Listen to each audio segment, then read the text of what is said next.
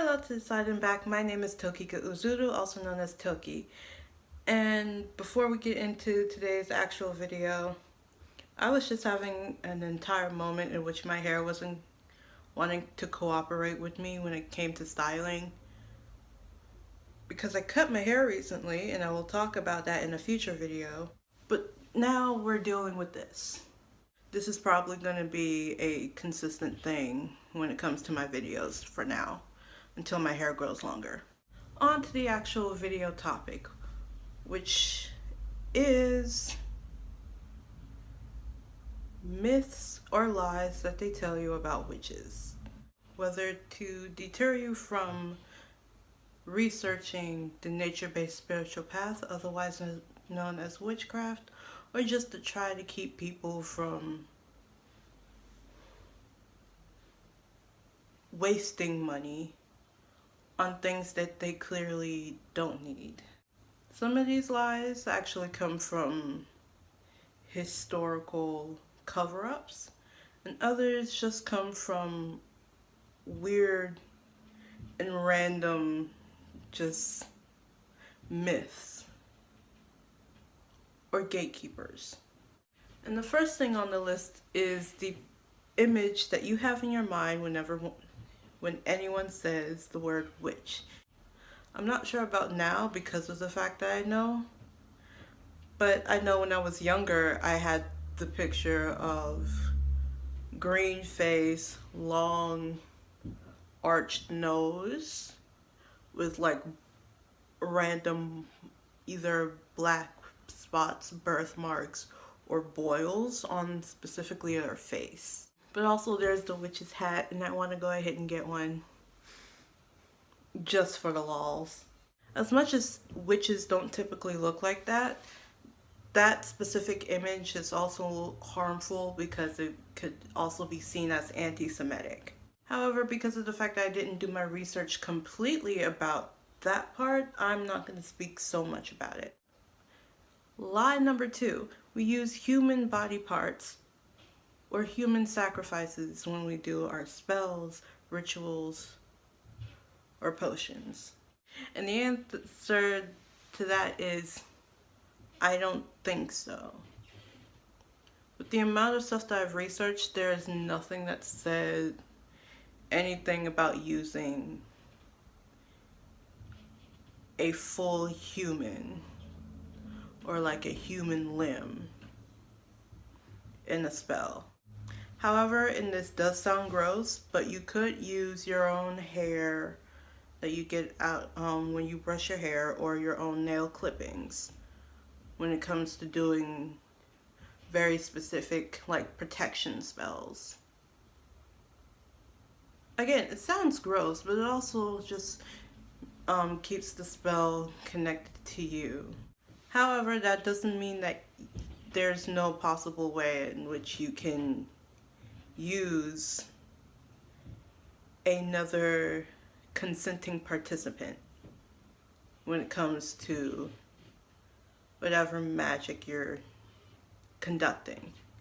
The dog is just running around and I'm trying to focus. The key word there is consenting. You have to specifically tell them what you're doing and what you need them to do in order for it to work. Because if they're not consenting to it, if they don't know what's happening, then there's a possibility that someone might end up getting hurt. So overall, always ask for consent. That's the line there. Line number 3, we worship the devil. I'm not saying it's a lie. In a sense, it's not a lie. At the same time, it is.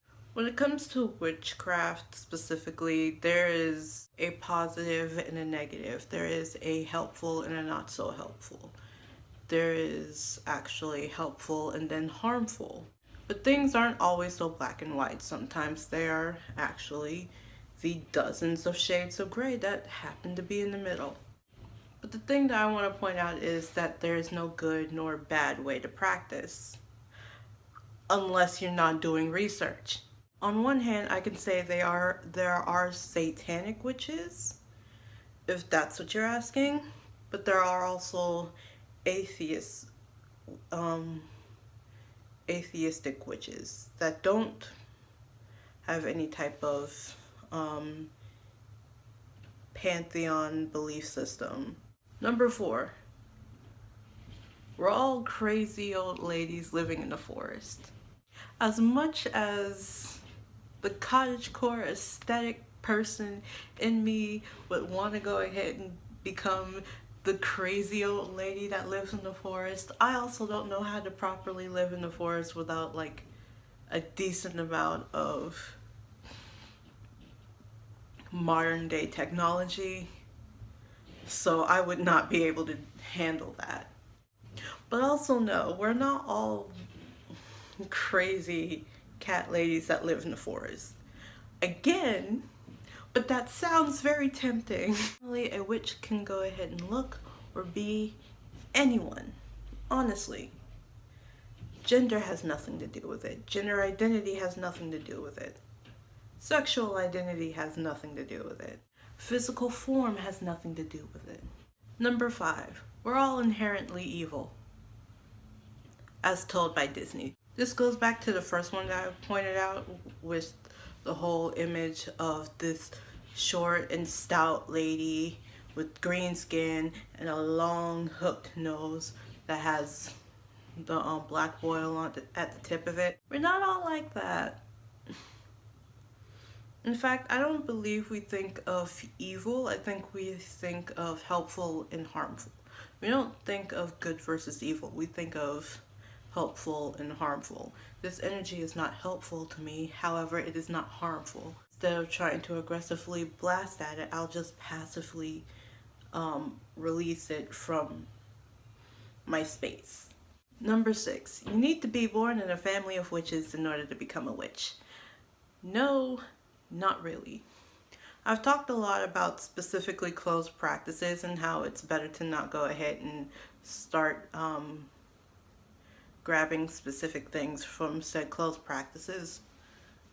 And that might be the only exception when it comes to being born into said practice. So like the whole debacle thing about using white sage because the natives said you should stop using it in general. Because of the fact that white sage smudge sticks were specifically taken out of, not taken out of, stole from the Native American spiritual practice, it would be better for you not to go ahead and use the white sage bundles. Specifically, white sage bundles. There are other different types of sages. There's black sage, garden and or kitchen sage. We're fine. Speaking of sage, number 7, you need all of these things to be able to do witchcraft. And number 8, it will be expensive. It's an expensive practice. No, and it doesn't have to be. Let's stick to number 7 first, and then we'll go ahead and get on into number 8 because of the fact that these two are actually connected. They're linked. You don't really need so many things to go ahead and become a witch. In my last video where I was talking about how to use what you have and use your daily routine to help practice with setting your intentions, I did say that you can go ahead and use whatever you already have. So like, let's say you already have a buttload of herbs and stuff, like seasons and spices and stuff, in like your spice rack or cabinet. You can go ahead and use that. Just look at all of the metaphysical, search up all of the metaphysical properties of what you already have. Or if you need something similar to like maybe a crystal, typically clear quartz is a crystal that you can charge and program to do pretty much, to help you with pretty much anything. It's like a blank slate overall. But you don't always, if you can't get to clear quartz, you can always ask the earth first and then grab whatever pretty rock decides to go ahead and catch your eye. If you decide to go ahead and pick up the rocks though, please clean them after you get them home and before you decide to put them away, because that dirt can attract ants. I'm speaking from experience because I wanted to have a rock collection when I was younger. And that was the thing that I forgot to do. So overall, you don't really need all of the stuff. You can just use what you have and enchant it with whatever energy or magic you want. Like, I ended up getting this key with a black candle. And I still use this key as a way of symbolizing me unlocking my intuition. And this specific amethyst crystal I actually got off of a keychain that I got from Five Below. And as far as expenses go, it doesn't have to be so much. As I stated previously, the amethyst crystal came from a keychain that I got from Five Below. That specifically was like $3 plus tax. Something else that I will also put with the expenses is that maybe getting candles can be expensive, because personally I go through candles like it's water.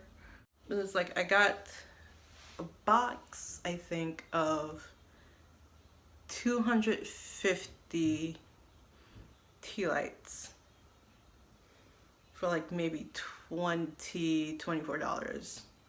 And then I ended up getting this, which I used in something. I forgot what I used it for. I got this specific candle from the dollar store. And it was like a pillar candle that was like this tall. Like I said, first of all, if you're thinking about expenses, the dollar store is your friend. But also you can go to other places like Five Below, where it would usually not be too expensive to go ahead and get things like candles, incense, crystals. But you don't need those things. You just need to go ahead and learn how to tap into your intuition and how to set your intentions to be able to pretty much do almost anything you set your mind to. And lucky number 9, which is actually the last lie on the list, alliteration, I love it, is you actually need to stick and stay with a path or style or aesthetic. No, you don't.